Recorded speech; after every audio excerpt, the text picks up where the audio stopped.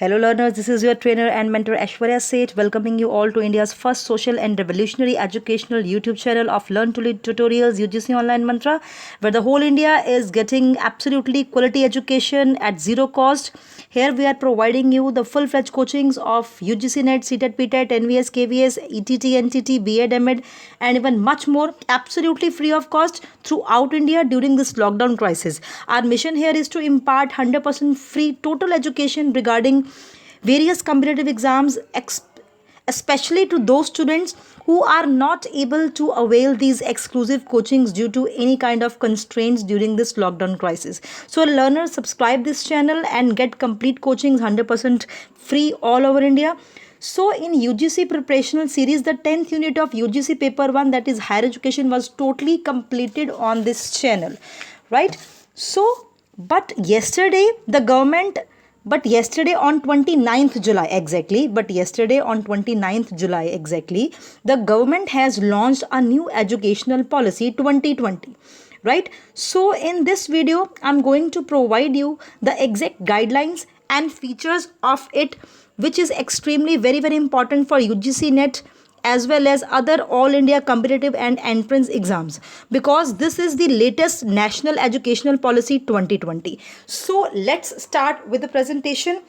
केंद्रीय cabinet meeting में बड़ा फैसला हुआ, नई राष्ट्रीय शिक्षा नीति को मिली मंजूरी। ये कल की जो है हेडलाइंस थी जो हम सब ने अपनी अपनी टीवीज़ के ऊपर देखी हैं, बट इसकी क्या हाइलाइट्स थी इन पॉलिसी की? जो नई पॉलिसी आई है, मोदी गवर्नमेंट ने बनाई है, जो नई शिक्षा नीति आई है, न्यू एजुकेशनल पॉलिसी 2020 के तहत जितनी भी हाइलाइट्स हैं, गाइडलाइंस हैं, फोकस हैं, फीचर्स हैं, वो सारे इस वीडियो में जो है हम जो है कवर करेंगे। सबसे पहले आपका जो है इसमें जाता है हाइलाइट्स कैसे कि स्कूल एजुकेशन, हम वन बाय वन जो न्यू एजुकेशनल पॉलिसी है उसके हाइलाइट्स धीरे धीरे डिस्कस करेंगे वन बाय वन। सबसे पहले स्कूल एजुकेशन को हम फोकस करते हैं, उसके बाद हायर एजुकेशन पे जाएंगे। स्कूल एजुकेशन में सबसे पहले new policy aims for universalisation of education from pre school to secondary level with 100% gross enrolment ratio GER in school education by 2030। ये इनका जो मिशन है ये इन्होंने कंप्लीट करना है 2030 तक। दैट यहाँ पे सबसे मेन फंडा है स्कूल एजुकेशन में यूनिवर्सलाइजेशन ऑफ एजुकेशन, कि जहाँ पे पूरे थ्रू आउट इंडिया, पूरे भारतवर्ष में एक तरह का जो है एजुकेशन लेवल जो है वो चले, ठीक है जी, स्टेट वाइज अलग ना हो। तो सबसे मेन फीचर ये है। नेक्स्ट क्या है? NPE 2020 will bring 2 crore out of school children back into the main stream through open schooling system. Second feature क्या है, सेकेंड हाईलाइट क्या है स्कूल एजुकेशन में, कि ओपन स्कूलिंग सिस्टम को जो है एनकरेजमेंट मिली है। पहले ये सिस्टम जो है बहुत लो लेवल पे था, ज़्यादा इंप्लीमेंट नहीं होता था, ठीक है, नेग्लिजिबल था। लेकिन आजकल उन्होंने क्या कहा कि अब 2020 नई आई है NPE, उसमें उन्होंने कहा कि बैक स्ट्रीम जो है, जो बच्चे प्रॉपर शिक्षा नहीं ले पा रहे हैं उनके लिए ओपन स्कूलिंग सिस्टम जो है वो कर दिया जाएगा। Next, the current 10+2 system to be replaced by new 5+3+3+4।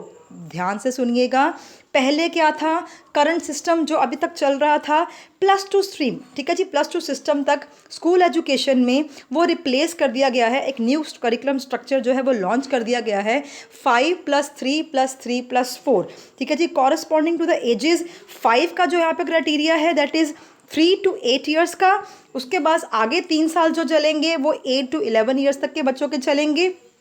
उसके बाद +3 जो आगे है that is from 11 to 14 years of age, and last में जो +4 है दैट इज़ 14 to 18। ये आपको याद रखना है, ये आपको एग्ज़ाम में ये पूछे जाएंगे पॉइंट्स कि कौन सा स्ट्रक्चर लॉन्च किया है, और पर्टिकुलर जैसे +3 है या पीछे +4 है, वो +4 जो है कौन सी एजेस को जो है वो इसमें लेता है मेंशन। +4 में कौन सी एजेस? 14 से लेकर 18 ईयर्स तक। सो 5+3+3+4 दैट इज़ 3 to 8 5 तक का, कॉमा नेक्स्ट +3 जो है वो 8 to 11 ईयर्स तक का बच्चा, कॉमा +3 नेक्स्ट जो है वो 11 to 14 ईयर्स तक का बच्चा, एंड 4 ईयर जो +4 लास्ट में है वो है 14 ईयर्स से लेकर 18 ईयर्स तक जो है वो +2 तक टोटल एजुकेशन ले सकता है रिस्पेक्टिवली। दिस विल ब्रिंग दी इधर तो uncovered age group of 3 to 6 years under school curriculum, यहाँ पे जाके बहुत बच्चा लैक करता था एजुकेशन लेवल पे। 3 to 6 years के जो बच्चे थे उनको प्रॉपर जो है बेसिक एजुकेशन भी नहीं मिल पाती थी, तो उसको कवर अप करने के लिए जो 5+3+3+4 का स्ट्रक्चर उन्होंने लॉन्च किया है, बहुत ही अच्छा है ये, which has been recognised globally as the crucial stage for development of mental faculties of the child. The new system will have 12 years of schooling with 3 years of anganwadi pre schooling. पहले जो 3 साल बच्चे के जो है जो फाउंडेशनल लेवल है वो 3 साल का उसका जो है प्री स्कूलिंग ही रहेगा। 3 साल के बाद जो है बच्चे को जो है एक्चुअल स्कूलिंग जो है वो उसकी शुरू होगी, ताकि उसका कोई भी मेंटल डेवलपमेंट या कोई ऐसा एस्पेक्ट जो है वो कवर ना हो, तो उसको कवर करने के लिए ये सब चीज़ें हैं। नेक्स्ट क्या है, emphasis on foundational literacy and numeracy, कि बच्चे की जो फाउंडेशन है, जो स्कूल बच्चा जाता है, इनिशिएटिव जब वो जाता है, ठीक है जी, तब उसका क्या होता है कि उनके बेसिक कंसेप्ट जो है क्लियर करवाने के लिए बेसिकली ये सारे स्टेप्स इसलिए हैं। No rigid separation between academic streams, ये सारी हाईलाइट्स हैं स्कूल की। Extra curricular vocational streams in schools, vocational education to start from the class 6 with internships. पहले क्या था कि हम जो भी स्ट्रीम चुनते थे वो हम चुनते थे 10th के बाद कि हमने कौन सी स्ट्रीम लेनी है, कॉमर्स की या क्या हमारा वोकेशन है, या हम आगे जाके क्या बनना चाहते हैं। लेकिन यहाँ पे वोकेशनल जो एजुकेशन है, जो जॉब ओरिएंटेड एजुकेशन है, जिसमें बच्चे का इंटरेस्ट है, वो कहता है कि फ्रॉम 6th ऑनवर्ड्स, जब वो 6th स्टैंडर्ड में जाएगा तो अपनी वोकेशनल एजुकेशन जो है वो अपने हिसाब से जो है वो चुन पाएगा। उसको वोकेशनल एजुकेशन जो है 6th ऑनवर्ड्स लग जाएगी, हर स्कूल में यूनिवर्सल लग जाएगी। Teaching up to at least grade 5 to be in mother tongue, regional language, no language will be impose on any student. तो यहाँ पे ये बहुत बढ़िया और अच्छा फैसला मुझे पर्सनली भी लगा कि अप टू 5 मतलब grade 5 तक के बच्चे जो हैं, 5th स्टैंडर्ड के बच्चे हैं, उनको जो मीडियम ऑफ इंस्ट्रक्शंस रहेगा, जो जब टीचर्स पढ़ाएंगी उनको इंग्लिश में नहीं पढ़ाएंगी, उनको उनकी रीजनल लैंग्वेज में, वर्नैकुलर लैंग्वेज में, या कह सकते हैं मदर टंग में पढ़ाएंगी, ताकि उनको हर एक चीज़ जो है वो डेप्थ नॉलेज हो, उनकी कंसेप्ट क्लैरिटी जो होए। क्योंकि कई बार बच्चे को बहुत केसेस देखे गए हैं कि बच्चे इंग्लिश में नहीं समझ पाते हैं, अप टू 5th स्टैंडर्ड तक के बच्चे इंग्लिश प्रॉपर नहीं समझ पाते हैं। तो आजकल क्या कल्चर चल रहा था स्कूल्स में कि इंग्लिश में ही, जब जैसे बच्चा जाए फ्रॉम नर्सरी टू ऑनवर्ड्स आप इंग्लिश में ही पढ़ाओ। तो ये सब चीज़ें बहुत बड़ा ये प्रावधान बना है, बहुत अच्छा मुझे पर्सनली भी लगा कि अब 5th तक जो है वो अपनी मदर टंग में उनको टीचर पढ़ाएंगे, 6th ऑनवर्ड से जो है वो इंग्लिश या फिर English medium as a use करेंगे। ठीक है जी, नेक्स्ट चलते हैं। Assessment reforms with 360 degree holistic progress card, जो उनका रिपोर्ट कार्ड होगा वो पूरे एंगल्स को कवर करेगा। ठीक है जी, scholastic, unscholastic, even much more that. तो जो उनकी प्रॉपर एनालिसिस होगी performance of the students, that is from the 360 degree holistic progress card, tracking student progress for achieving learning outcomes. ठीक है जी, बहुत ही मेन पॉइंट्स मैं आपको 1 by 1, ये बिल्कुल एग्जैक्ट पॉइंट्स हैं, क्रक्स हैं जो आपको 1 by 1 करवा रही हूँ, यही एज इट इज़ ही आपको लर्न करने हैं। A new and comprehensive national curriculum framework for teacher education, NCFTE। ठीक है जी, क्या है जी, comprehensive national curriculum framework for teacher education, NCFTE 2021 will be formulated by the NCTE in consultation with NCERT। ये जो नया एक करिकुलम फ्रेमवर्क बन रहा है NCFTE इस जो है वो कौन बना रहा है, NCTE in collaboration with the NCERT। ये कंप्रीहेंसिव लेवल पे टीचर एजुकेशन के लिए प्रोग्राम बनाया गया है। By 2030 the minimum degree qualification for teaching will be a 4-year integrated B.Ed degree. ये भी साथ में उन्होंने ऐड ऑन कर दिया कि अब जो B.Ed की डिग्री है that is of 4-year integrated B.Ed degree. ठीक है जी, पहले 1 साल की B.Ed थी, उसके बाद 2 साल की हुई, अभी जो 2 साल की चल रही है, लेकिन आने वाले समय में जो है जब इम्प्लीमेंट हो जाएगी ये पॉलिसी, तो B.Ed की डिग्री इंटीग्रेटेड लेवल पे 4 years की मानी जाएगी as a eligibility criteria for teaching in the schools. ठीक है जी, बहुत ही इंपॉर्टेंट ये हेडलाइट्स हैं। उसके बाद जो है हायर एजुकेशन को कवर किया है। अभी मैंने स्कूल एजुकेशन तक का आपको बताया मेन पॉइंट्स। हायर एजुकेशन में देखते हैं, सबसे पहला पॉइंट है gross enrolment ratio in higher education to be raised to 50% by 2035। ये प्रॉपर स्टैटिस्टिक्स आपको याद करने हैं, बिकॉज आपको डायरेक्ट क्वेश्चन भी आएंगे ऐसे, ये कितना रेस करना है, ठीक है जी, कब तक रेस करना है, क्या ग्रॉस एनरोलमेंट रेशो GER, ठीक है, एडमिशन रेशो जो होती है हायर एजुकेशन में, तो बाय 2035 50% और इंक्रीज करनी है। 3.5 crore seats to be added in higher education, seats availability और ऐड की जाएगी, ठीक है, एनरोलमेंट और बढ़ाई जाएगी, एडमिशन और बढ़ाई जाएगी। The policy emphasizes broad board-based multidisciplinary holistic undergraduate education with flexible curricula, creative combinations of subjects, integration of vocational education and multiple entry and exit points with appropriate certification। ये एक बहुत ज़्यादा आप डाइवर्सिफिकेशन देख रहे हो हायर एजुकेशन में कि अपने हिसाब से कोई भी स्ट्रीम, कोई भी सब्जेक्ट, कोई भी फ्लेक्सिबिलिटी इन दी करिकुलम और कोई भी जो क्राइटेरिया स्टूडेंट चूज़ कर सकता है, उनकी सबकी आप अलग अलग स्ट्रीम की इंटीग्रेशन भी जो है सब्जेक्ट वाइज ले सकते हो। And multiple and UG level पे, अंडर ग्रेजुएट लेवल पे education can be of 3 to 4 years with multiple exit options and appropriate certification with this period. अब क्या है, ये जो अंडर ग्रेजुएशन की डिग्री थी वो 3 और 4 years थी, कुछ डिग्रीज 3 years की हो जाएंगी और ज़्यादातर डिग्रीज जो अब हैं जो ग्रेजुएशन लेवल की 4 years तक की भी हो सकती हैं, जिसमें multiple exit options and appropriate certification within this period भी जो है इंक्लूड किया गया है। Academic bank of credits to be establish to facilitate transfer of credits, ठीक है जी। नेक्स्ट क्या है, multidisciplinary education and research universities at par with IITs, IIMs to be set up as models of best multidisciplinary education of global standard in the country। अब क्या है, हमारा India जो है बिल्कुल ग्लोबलाइज्ड एजुकेशन का एक हब बनने जा रहा है। पहले सिर्फ कहते थे, इतनी इम्प्लीमेंटेशन नहीं होती थी, लेकिन अब क्या है, ये बिल्कुल कोलैबोरेट करके अब ये नहीं कह पाएंगे कि बाहर की पढ़ाई ज़्यादा अच्छी है, यहाँ की पढ़ाई इतनी प्रैक्टिकल नहीं है, लेकिन यहाँ की भी पढ़ाई जो इंडिया की पढ़ाई है वो बिल्कुल यूनिवर्सल लेवल पे बाहर की पढ़ाई से भी ज़्यादा अच्छी होने वाली है, ठीक है। प्रैक्टिकल एस्पेक्ट्स ज़्यादा होने वाले हैं, मल्टीपल पॉइंट्स, मल्टीपल स्ट्रीम्स, हर तरह की जो है वो स्टेजेस यहाँ पे भी, और ग्लोबलाइज स्टैंडर्ड जो है मेंटेन किए जाएंगे हायर एजुकेशन में। The national research foundation will be created as an apex body for fostering a strong research culture and building research capacity across higher education. तो नेशनल रिसर्च फाउंडेशन ने भी बहुत ज़्यादा अब यहाँ पे इनको एपेक्स बॉडी बना दिया है, रिसर्च फाउंडेशन को एपेक्स बॉडी बना दिया है for fostering a strong research culture. अब क्या था, रिसर्च करना पहले ज़्यादा इतना आप कह सकते हैं कि रिसर्च हो जाती थी किसी की गाइडेंस में बड़ी इजीली, लेकिन अब रिसर्च करना, इन डेप्थ नॉलेज लेना भी पड़ेगा और रिसर्च की जो आउटपुट है वो और ज़्यादा जो है इम्प्लीमेंटिव भी होनी चाहिए, इसलिए जो है उसको एपेक्स बॉडी बना दिया है। और रिसर्च कल्चर को प्रमोट करने के लिए जो है ये कदम भी उठाया गया है हायर एजुकेशन में, because education without research is useless. So इसलिए नेक्स्ट क्या है, higher education commission of India HECI will be set up as a single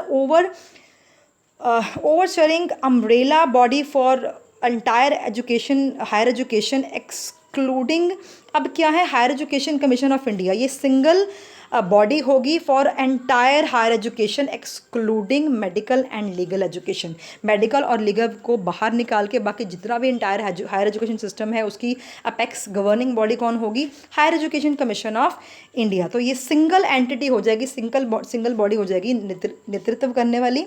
and HECI has 4 independent verticals, वो कौन कौन से हैं, national higher educational regulatory council for regulation, दूसरा क्या है, general education council GEC for standard setting, third higher education grants council HEGC for funding and national accreditation council NAC for accreditation.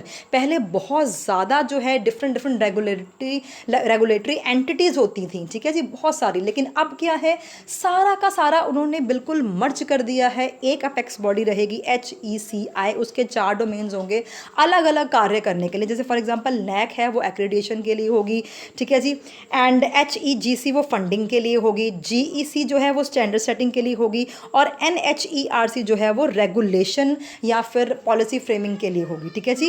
And इसमें क्या है, public and private higher education institutions will be governed by the same set of norms for regulation, accreditation and academic standards. ठीक है जी। Next क्या है, affiliation of colleges is to be phased out in 15 years and a stage wise mechanism is to be establish for granting graded autonomy to colleges. ठीक है जी, मतलब autonomy होती है इंडिपेंडेंट होना एक, मतलब अब पहले कॉलेजेस जो है बहुत रिस्ट्रिक्शंस होती थी, अब कॉलेजेस या हायर एजुकेशन इंस्टीट्यूशंस को भी जो है इंडिपेंडेंट होने का मौका भी दिया जाएगा। Over a period of time it is envisaged that every college would develop into either an autonomous degree granting college और a constituent college of a university. उनको आगे फ्लरिश करने का मौका मिलेगा, वो इंडिपेंडेंट एंटिटी भी बन सकते हैं अगर उनकी उनकी कॉलेजेस की परफॉर्मेंस अच्छी हुई तो। ठीक है जी, तो ये एफिलिएशन क्राइटेरिया ऑफ कॉलेजेस जो है मैंने आपको बताया, फेज्ड आउट इन 15 ईयर्स। ठीक है जी, अब उनकी प्रॉपर प्रोग्रेस जो है थ्रू आउट 15 ईयर्स देखी जाएगी। नेक्स्ट क्या है, अदर्स। अब क्या है, हायर एजुकेशन का बता दिया, स्कूल एजुकेशन का बता दिया, अब अदर्स और इंपॉर्टेंट पॉइंट्स क्या हैं हाईलाइट्स में higher education national educational policy में। सबसे पहले an autonomous body the national educational technology forum, ये भी बहुत इंपॉर्टेंट है, NETF national educational technology forum will be created. अब क्रिएट किया जाएगा, अभी क्रिएट किया नहीं है but will be created to provide a platform for the free exchange of ideas on the use of technology to enhance learning, assessment, planning, administration.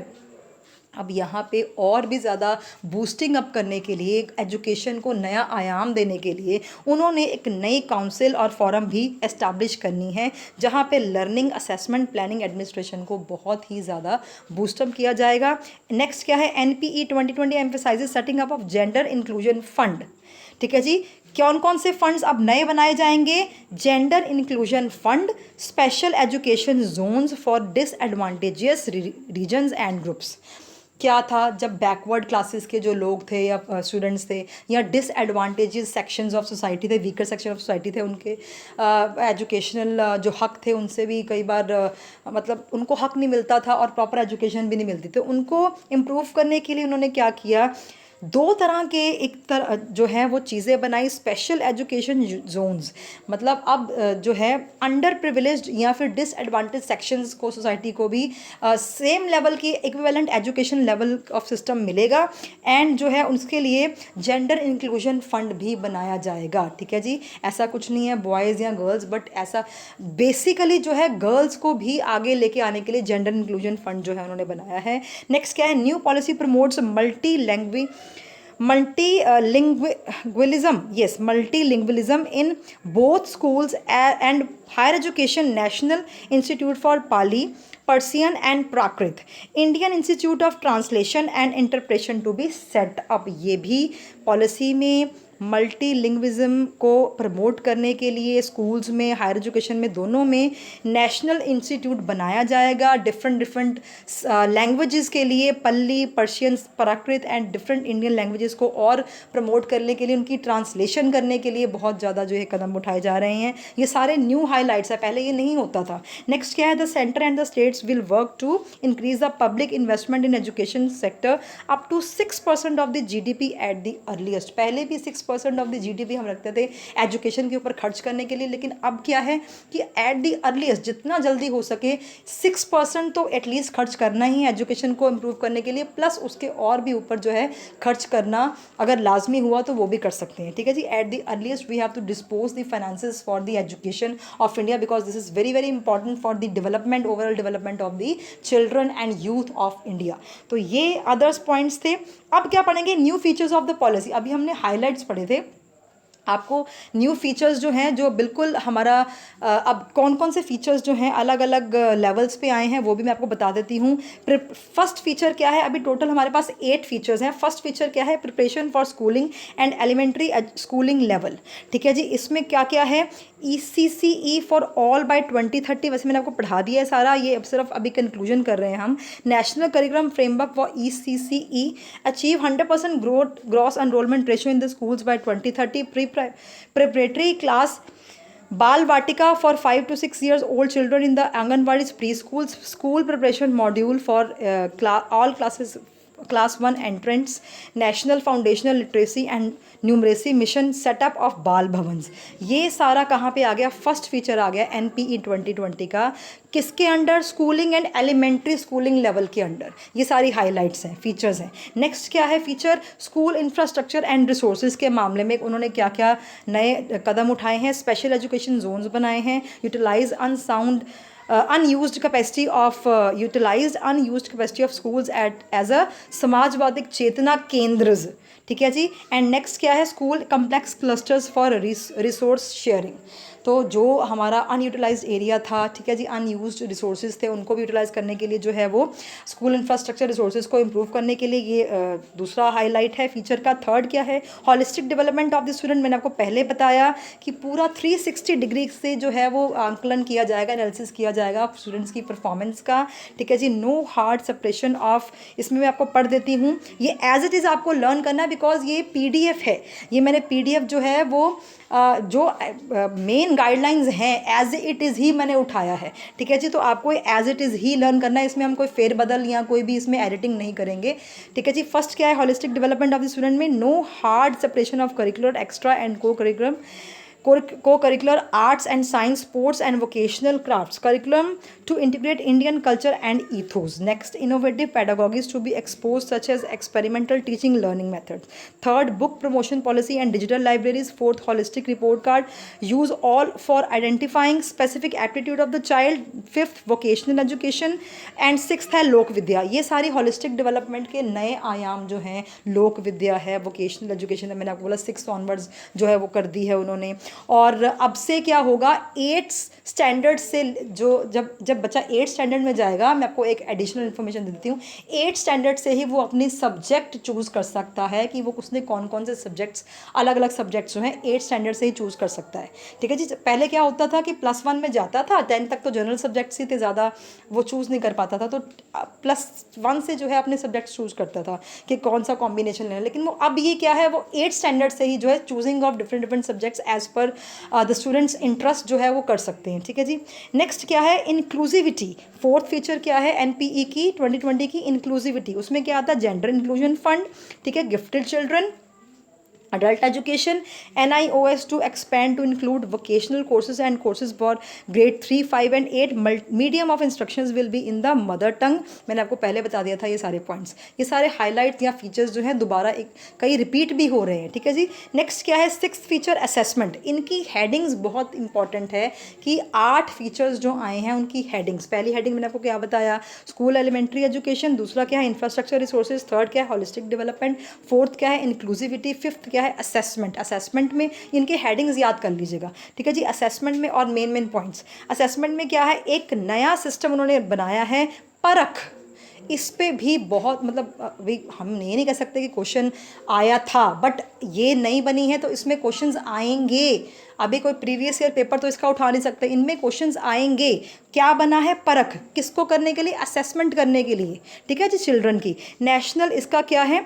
National assessment centre for performance assessment, review and analysis of knowledge for holistic development. परख system बनाया गया assessment का। Assessment का कौन सा system? Parakh system. Exams in grade 3, 5 and 8 in addition to board exams in grades 10 and +2। ठीक है जी। Board exams modular, low stakes, based on conceptual knowledge and its application. ठीक है जी। नेक्स्ट क्या है? Curriculum and pedagogical framework. अब curriculum में क्या क्या आया देखिए जी, मैंने आपको पहले बता दिया 5+3+3+4 का आया है। ठीक है जी। कोर कंसेप्ट में करिकुलम में रिडक्शन आई है। ठीक है जी। करिकुलम बहुत वास्ट नहीं होगा, बिल्कुल रिड्यूस करिकुलम होगा। ठीक है जी। जिसमें लाइफ स्किल्स इंक्लूड की जाएंगी। ठीक है जी। NCF को अडॉप्ट करने की एनकरेजमेंट इंक्लूड की जाएगी। ICT इंटीग्रेशन की जाएगी स्कूल और प्लस हायर एजुकेशन में ICT की इंटीग्रेशन की जाएगी एजुकेशन प्रोवाइड करने के लिए, उनकी मेथोडोलॉजीज को इम्प्रूव करने के लिए, and tracking students as well as their learning levels, universalisation of secondary education. Next क्या है? लास्ट में 7 और 8 रह जाते हैं। 7th क्या है? Teacher recruitments and teacher education. इसके लिए भी डिफरेंट प्रावधान, मैंने आपको बोला था 4 ईयर इंटीग्रेटेड BEd हो जाएगी। ठीक है जी। डिग्री बाय 2030 था ना। ठीक है जी। सो NTA, अब ये देखिए बहुत मेन पॉइंट्स है, ये मैं आपको सारे पढ़ देती हूँ। Teacher recruitment based on TET, NTA test and teaching document demonstrations. TET mandatory for teaching, minimum 50 hours of in service training as per as per teacher per year national professional students standards, sorry, national professional standards for teachers, NPST by 2022, IT and database predictive planning for recruitment of students in TEIs, TELs to move to multidisciplinary colleges and universities by 2030, stringent action on non-performing teachers and mandatory for every PhD student to do a module on teacher education. ये सारी ही अब highlight ये mandatory हो चुका है। अब सिर्फ ये नहीं कि अब एक डिग्री करेंगे और टीचर बन जाएंगे, ठीक है, डिग्री भी 4 साल की होगी, बीएड जो स्कूल लेवल पे भी है, और आगे हायर एजुकेशन में भी सारे जो है, जो एनटी का टेस्ट है, टेट का टेस्ट है, बहुत एक उसको उसके साथ साथ पीएचडी भी जो है वो ज़रूरी हो गई है। ये सारे प्रावधान जो है नए बने हैं, इनको आप देख लीजिएगा। लास्ट में क्या है, role of government departments, bodies, institutions. अब इन सब में रोल ऑफ, जैसे केब का क्या रोल है, ठीक है जी, एमएचआरडी का क्या रोल रहेगा, ठीक है, स्टेट डिपार्टमेंट डिफरेंट जो है डिस्टेंस एजुकेशन का या डायरेक्टोरेट ऑफ एजुकेशन का, ठीक है, इनके कौन कौन से जो है, ये आप स्क्रीनशॉट ले लीजिएगा। अब मैं एक एक पढ़ के नहीं बता सकती, बहुत लंबा हो जाएगा। ये स्क्रीनशॉट ले लीजिए, हर स्लाइड का मेरा एक आप स्क्रीनशॉट ले सकते हैं, या फिर अगर आपने स्क्रीनशॉट नहीं लेना, नोट्स भी मत बनाइए।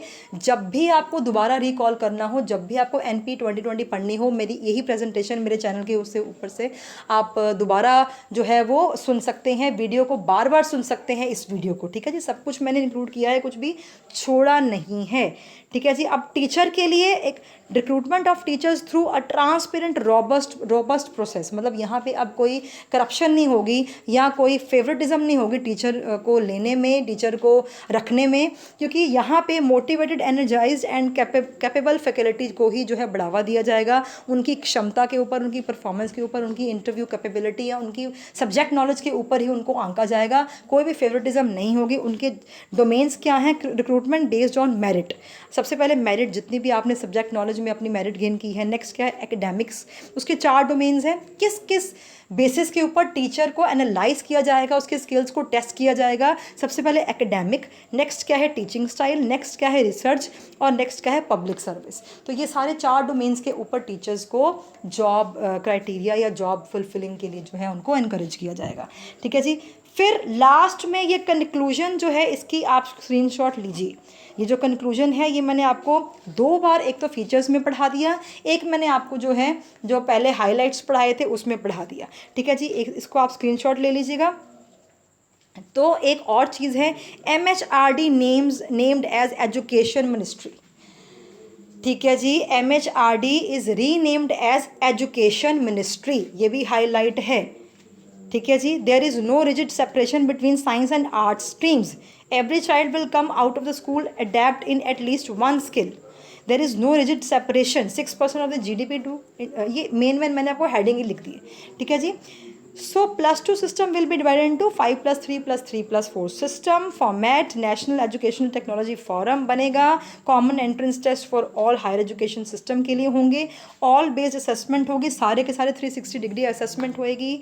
और असेसमेंट सिस्टम को परख, मैंने आपको बोला था, परख नाम का असेसमेंट क्राइटेरिया जो है वो लॉन्च होने जा रहा है। Test knowledge application coding from 6th standards. Coding का मतलब होता है कि 6th स्टैंडर्ड से ही आप अपने हिसाब से वोकेशनलाइजेशन अपनी जो है, कोई भी एज अ एक सब्जेक्ट वोकेशनल एजुकेशन जो है वो मैंडेटरी हो जाएगी। And E courses in regional language, कि जो भी आपके ई कोर्सेज होंगे वो आपकी रीजनल लैंग्वेज में मुहैया करवाए जाएंगे। So this was the need of the hour. ये सारे जो प्रावधान थे, ये सारे मांगे कर रहे थे हम सब मिलके कि एजुकेशन पॉलिसी में बदलाव आए, और ये आ भी गया है।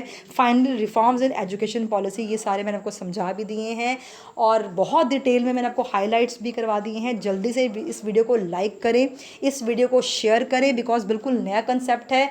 ज़्यादातर जो है इसके ऊपर मटेरियल अभी बच्चों ने भी पढ़ना है पूरे थ्रू आउट इंडिया। इसको शेयर करें, मेरी वीडियो को सब्सक्राइब करें इस चैनल को, ठीक है जी। और यहाँ पे जो भी मैंने आपको बताया है, किसी भी चीज़ में अगर आपको कन्फ्यूजन रहती है किसी पॉइंट में, तो आप कमेंट बॉक्स में अपनी इंक्वायरी भी डाल सकते हैं, मुझसे पूछ भी सकते हैं कि किस पॉइंट का, कोई भी पॉइंट जो आपको नहीं समझ आया उसका क्या मतलब है। और हमारे लिए सजेशंस के लिए आप सजेशन बॉक्स में, कमेंट बॉक्स में सजेस्ट भी कर सकते हैं। So like, share, subscribe our channel to the most of India. 100% free of cost education channel है, जहाँ पे हम आपको competitive exams all over India 100% free, full fledge complete coachings करवा रहे हैं without receiving any single penny from you. So this is the one and only revolutionary educational platform which is 100% free of cost. We are providing quality education at zero cost throughout India. ठीक है जी. So thank you so much. और अगर detailed में बिल्कुल 54 pages का PDF भी मेरे पास पड़ा हुआ है. कमेंट बॉक्स में अगर आपको पूरी की पूरी डिटेल में 54 पेजेस का PDF अगर आपको चाहिए डिटेल में नेशनल पॉलिसी का, तो मुझे कमेंट बॉक्स में आप कमेंट कर सकते हैं. मैं आपको साथ में उसको अपने जो हमारा पास जो लिंक होता है, ठीक है जी, डिस्क्रिप्टिव लिंक होता है हमारे पास, उसमें हम डाल देंगे. इस वीडियो के साथ वो लिंक भी डाल देंगे. एजुकेशनल पॉलिसी का पूरा PDF का हम लिंक डाल देंगे. ठीक है जी. So thank you so much. And इस चैनल के ऊपर UGC पेपर 1 में 5 जो है वो फुल फ्लेज यूनिट्स हो चुके हैं. मैं आपको बता दूं, इस चैनल के ऊपर, ये चैनल मैंने 1 अप्रैल 2020 को शुरू किया था. 5 यूनिट्स UGC पेपर 1 के ख़त्म हो चुके हैं टोटली फुल फ्लेज, कुछ नहीं छोड़ा हमने. कौन कौन से? Teaching aptitude full fledge complete हो गया, research aptitude full fledge complete हो गया, कम्युनिकेशन फुल फ्लेज कंप्लीट हो गया, and ICT information and communication technology full fledge complete हो गया, एंड लास्ट में हायर एजुकेशन टोटल फ्री हमने जो है कंप्लीट करवा दिया. तो चलिए अब नेक्स्ट वीडियो में हम क्या करेंगे, न्यू यूनिट लेके आएंगे UGC पेपर 1 में. तो stay tune for the next video and god bless you. Bye bye for now.